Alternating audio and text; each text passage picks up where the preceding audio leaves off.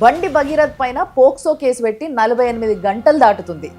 అయినా ఇంకా ఎందుకు అరెస్ట్ కాలేదు? రాజకీయ ఒత్తిళ్లే కారణమా? ఎందుకు అరెస్ట్ చేయలేదు? ఒకవేళ ఇప్పుడు ఆ పిల్ల మైనర్ అని తెలిస్తే బండి భగీరథ్ జైల్లో ఉంటాడు. మైనర్ అమ్మాయిలతోని రిలేషన్షిప్ పెట్టుకున్న ఎంతో మంది మొగోళ్ళు ఊచలు లెక్క పెడుతున్నారు. ఇప్పుడు దాకా మీరు ఇన్నదంతా తెలుగే కదా, అర్థమైంది కదా. పిల్ల మైనర్ అయితే పిల్లకి ఇష్టం ఉందా, పిల్లగానికి ఇష్టం ఉందా, వాళ్ళ అయ్య అమ్మకి ఇష్టం ఉన్నదా, ఇవన్నిటితో సంబంధం లేదు. ఆ పిల్ల మైనర్ అయితే పోక్సో చట్టం వర్తిస్తుంది. బండి భగీరథ్ పోయి జైల్లో కూసోవాల్సిందే అని చెప్పిన. ఇదే కదా నేను చెప్పింది. అలా కూడా 9 మంది గిరిజన బిడ్డలు చనిపోయిన కేసుల, 100 కోట్ల రూపాయలు మింగేసిన కేసుల ప్రధాన నిందితులైన ఒకరిని స్టూడియోకి పిలిపించుకొని కూసబెట్టుకొని 1 గంట ఇంటర్వ్యూ చేసి, ఇంకో ప్రధాన నిందితుడైన వాళ్ళ తమ్ముడికి ఫోన్ చేసి ఫోన్లో మాట్లాడి స్క్రీన్ షాట్లు తెప్పించుకొని గవి చూపెట్టి నిందితుల తరపున మాట్లాడినావు. మరి అదే తీరుగా బాధితులను ఎందుకో స్టూడియోకి పిలుచుకోలేవు? పోనీ బాధితుల ఊరికన్నా పోయి ఇంటర్వ్యూ చేయాల్సింది కదా, అదెందుకో చేయలేవు? తులసి చందు, నీకే చెప్తున్నా, నిందితుల పక్షాన నిలబడే అలవాటు నీకుంది. ఏంది విక్టిమ్ని బ్లేమ్ చేసేటట్టు వీడియో వేసినా నేను? అమ్మా, విక్టిమ్ని బ్లేమ్ చేసే అలవాటు PhD అందుకున్నది కూడా నువ్వే అల్లా. మాస్టర్వి నువ్వు దాంట్లో. పహల్గామ్ అటాక్ అయినప్పుడు విక్టిమ్ ఎవరు? ఇండియా సెక్యూరిటీ ఫెయిల్యూర్ అని చెప్పి బ్లేమ్ చేసినావు నువ్వు. అప్పుడు విక్టిమ్ని బ్లేమ్ చేసినావు, అదే థంబ్నెయిల్ కూడా పెట్టినావు. చూడు, పహల్గామ్ టెర్రరిస్ట్ అటాక్ కాదు, పహల్గామ్ టెర్రర్. మోడీకో బోలో, who is responsible? India security failure అని చెప్పి నువ్వు తేల్చేసినావు. ఇండియాలో సెక్యూరిటీ ఫెయిల్యూర్ ఎప్పుడు లేదు. దేశ ప్రధానులే చనిపోయినారు సెక్యూరిటీ ఫెయిల్యూర్ వల్ల. బాంబ్ బ్లాస్ట్లు ఎప్పుడు ఏ గవర్నమెంట్ ఉన్నప్పుడు ఎక్కువ జరిగినాయి అనేది ఆన్ రికార్డ్ ఉన్నాయి, పోయి లెక్క పెట్టుకో అవి. ఇండియా గడ్డ మీదకి ఒకడు వచ్చి ఇండియా మీద అటాక్ చేస్తే నువ్వు ఒక ఇండియన్ అయ్యుండి విక్టిమ్ ఇండియా అయినా కూడా ఇండియన్ సెక్యూరిటీ సిస్టమ్ ని బ్లేమ్ చేస్తావు.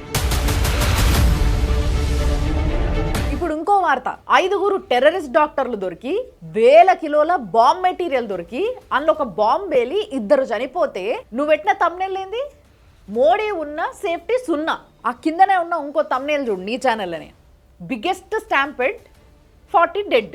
ఈ వార్తకు వచ్చేసరికి ఆ థంబ్నెయిల్ పైన ఎక్కడా కూడా తమిళనాడు గవర్నమెంట్ ఫెయిల్యూర్ అని లేదు. పోనీ ఆ ర్యాలీ ఆర్గనైజ్ చేసిన విజయ్ టీం నిర్లక్ష్యం అని కూడా ఎక్కడా పెట్టలేదు. ఎందుకంటే తులసిచంద్ ఎప్పుడు నిందితుల తరఫునే ఉంటది, బాధితుల తరఫున ఉండదు. ఆపరేషన్ సింధూర్ అయిన కొన్ని రోజులకి ఏదో ఒక టాపిక్ పైన విద్వేష వైరస్ కు కొత్త ఆపరేషన్ కావాలి అని థంబ్నెయిల్ పెట్టినావు నువ్వు. అంటే ఆపరేషన్ సింధూర్ పైన ఎటకారం నీకు? అంటే ఏదో విద్వేషాలు రెచ్చగొట్టేటందుకే ఆపరేషన్ సింధూర్ జరిగింది, అందుకే చేసిండ్రా వాళ్ళు? జర్నలిస్ట్ అనేటోళ్ళు స్టేట్ గవర్నమెంట్ అయినా సెంట్రల్ గవర్నమెంట్ అయినా ప్రశ్నించాలి, కానీ ప్రజల తరఫున ప్రశ్నించాలి. పరాయి దేశం తరఫున ప్రశ్నించొద్దు, అంటే టెర్రరిస్ట్ల తరఫున కూడా ప్రశ్నించొద్దు. ఇండియా బలంగా ఉంది, ఇండియా బాగుపడుతుంది అనే సిచ్యువేషన్ వచ్చిన ప్రతిసారి ఓర్వలేని జర్నలిస్టులలో మొట్టమొదటుండే తెలుగు జర్నలిస్ట్వి నువ్వే. ఆపరేషన్ సింధూర్ డీకోడ్ అనే నీ వీడియోలనే ఇండియన్ ఆర్మీ ఇట్లా అన్నది, ఇండియన్ ఆర్మీ ఇది అనౌన్స్ చేసింది, ఇండియన్ ఆర్మీ ఇది ట్వీట్ చేసింది, పాకిస్తాన్ ఆర్మీ ఇట్లా అన్నది, పాకిస్తాన్ ఆర్మీ ఇట్లా ట్వీట్ చేసింది, పాకిస్తాన్ ఆర్మీ ఈ ప్లాన్లు ఉంది. ఇది నువ్వు ఇట్లా 2 వర్షన్లు చెప్పొచ్చు. పహల్గామ్ అటాక్ జరిగింది, దానికి పాకిస్తాన్ల టెర్రరిస్ట్ గ్రూపు బాధ్యత తీసుకుంది, అందుకే ఇండియా ఆపరేషన్ సింధూర్ చేసింది. ఎంతసేపు ఏ వచ్చి బి పై వాలే, బి వచ్చి సి పై వాలే, ఇదే తప్పితే ఒక ట్రూ ఇండియన్ గా భారతదేశం మీద అటాక్ జరిగింది, దానికి తిరిగి సరైన బుద్ధి చెప్పింది భారత్ అని ఒక్క మాట కూడా నీకు రాదు. ఆ వర్జనే ఉండదు నీకు. ఎంతసేపు ఈల వర్జన్ చెప్పు, ఆల వర్జన్ చెప్పు, ఆల వర్జన్ చెప్పు. ఇంకా మీదికెళ్ళి నువ్వు నన్ను అంటున్నావు, నువ్వు అటు ఇటు మాట్లాడుతున్నావు అని. ఇను చక్కగా వీడియో.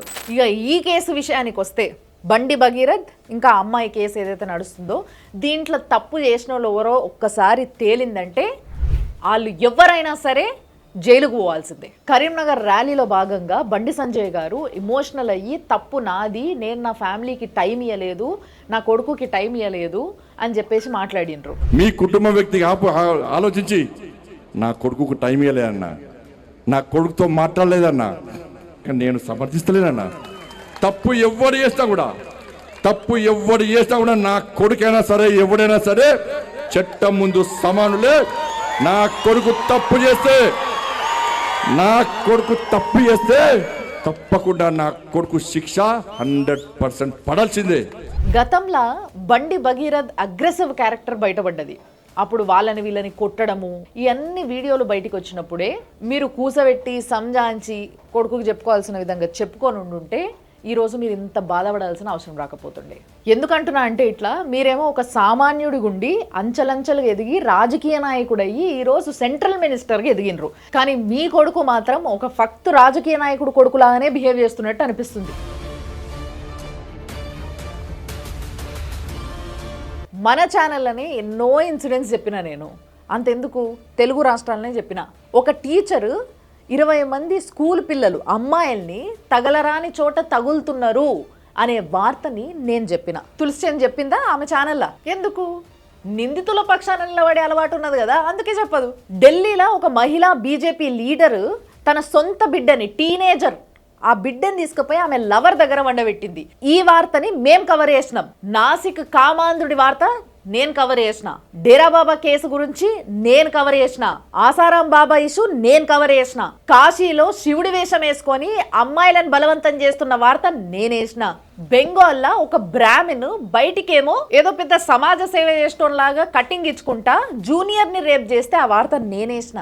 నాసిక్ టీసీఎస్ లా లేడీ ఎంప్లాయీస్ ది అంత పెద్ద ఇష్యూ అయితే నేషనల్ మీడియా లోకల్ మీడియా అని తేడా లేకుండా ప్రతి ఒక్క జర్నలిస్ట్ దానిపైన ప్రశ్నిస్తే ఒక్క వీడియో ఒక్క ప్రశ్న నీ ఛానల్లో నువ్వు అడిగినావా? అసలు ఆ వార్తను కవర్ చేసినావా? అంటే వాళ్ళు ఆడోళ్ళు కాదా? వాళ్ళ ఈ ప్రాణాలు కాదా? మానాలు కావా?